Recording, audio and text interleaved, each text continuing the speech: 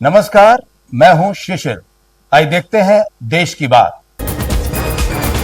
आंध्र प्रदेश के बापतला जिले में एक बड़ा हादसा हो गया।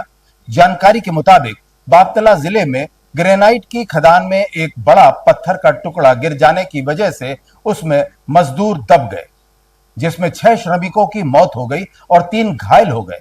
पुलिस के अनुसार सुबह करीब 10:30 पर 10 से 15 मजदूर खदान में काम कर रहे थे, तभी अचानक एक विशाल चट्टान उन पर गिर पड़ी।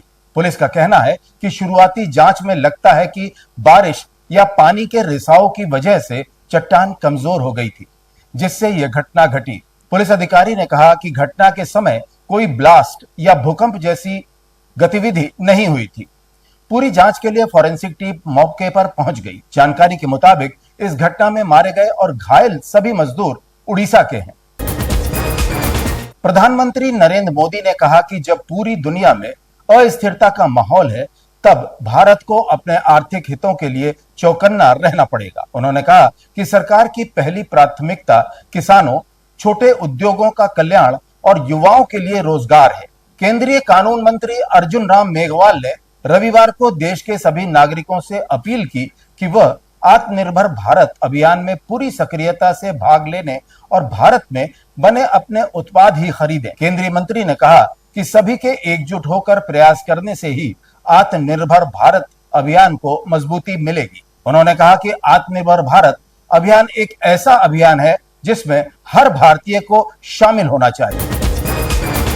पश्चिम बंगाल स्वास्थ्य विभाग ने जन्म और मृत्यु प्रमाण पत्र में मनमाने बदलाव पर रोक लगा दी। अब बदलाव केवल रजिस्ट्रार की अनुमति और वैध दस्तावेजों के आधार पर ही संभव होंगे।